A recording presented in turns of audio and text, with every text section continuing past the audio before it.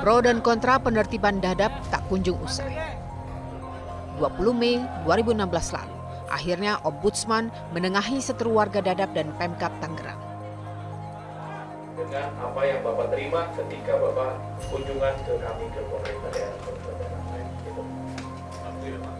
Berbagai persoalan dikupas dalam pertemuan ini, mulai dari sosialisasi, relokasi, status tanah hingga rencana penataan yang dinilai warga belum matang. Dialog itu kan nanti disepakati sama warga. Dan inilah dialog antar warga dan pemerintah Kabupaten Tangerang saat itu. Kami sebagai masyarakat Dadap, kami antusias ingin menghadirinya. Karena apa? Karena memang kami juga mendukung setiap langkah pemerintah dalam memberantas prostitusi. Kenapa tidak ada pendekatan dulu ke masyarakat?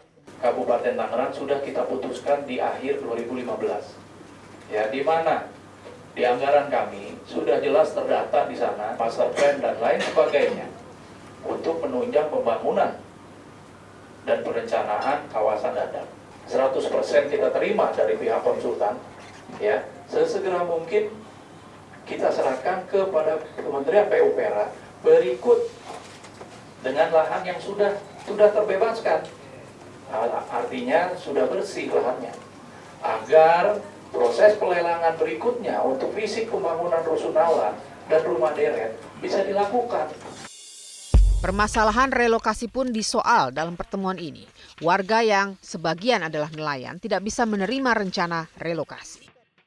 Rumah petak yang sekarang disediakan untuk masa transisi itu kalau menurut Bapak Bupati tidak jauh, tapi kalau menurut kami amat terlalu jauh, Pak. Satu, itu perlu digarisbawahi Bapak Ombudsman ya. Tapi kalau kami dalam jarak sekitar 6 kilo, 5 kiloan ke sana dengan membawa jaring, dengan membawa alat tangkap, pulang pergi setiap hari untuk memenuhi kebutuhan.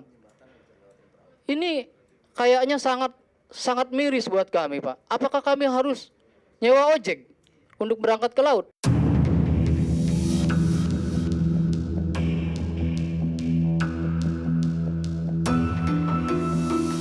Inilah kawasan baru Dadap.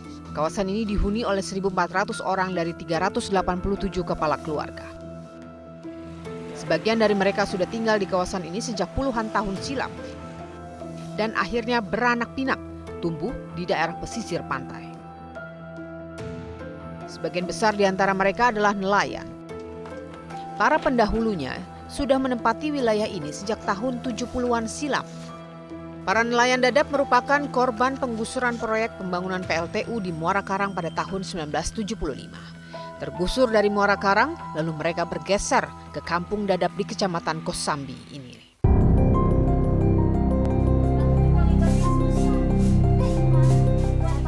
Tim Berkas Kompas mencoba menelusuri asal jejak para pendatang di kampung Dadap.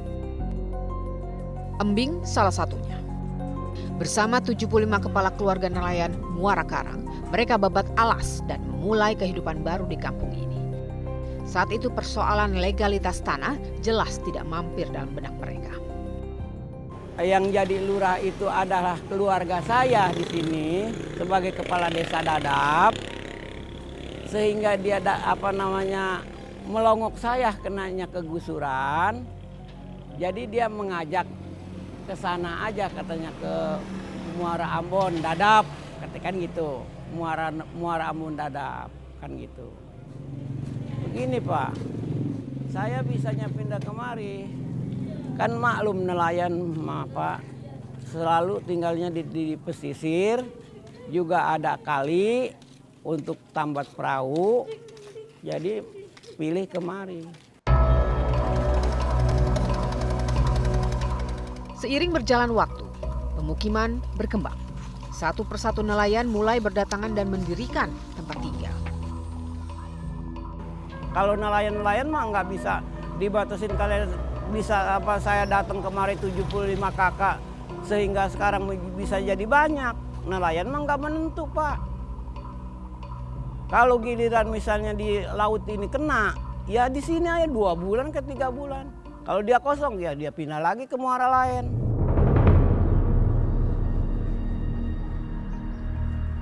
Tanah tidak bertuan. Barangkali memang itulah yang ada di benak para nelayan saat berpindah 40 tahun silam. Pertumbuhan yang terus hidup dan bertumbuh membuat mereka gesit mencari tempat tinggal baru, sekalipun tidak jelas asal-usulnya. Status lahan inilah yang hingga kini masih diperdebatkan. Penelusuran kami lagi-lagi menemukan fakta ketidakjelasan status kepemilikan lahan. Sebagian besar warga memang tidak punya bukti kepemilikan yang sah. Usman, Ketua RW 02, membenarkan hal ini. Di sini yang kita temuin ada girik, Pak ya.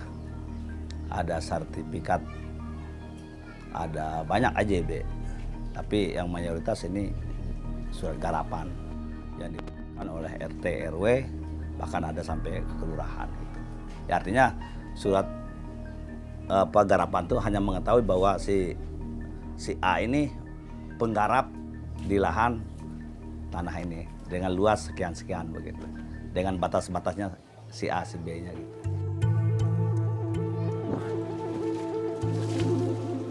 Pengakuan gamblang serupa juga dilontarkan Mulyana, nelayan Kampung Dadap.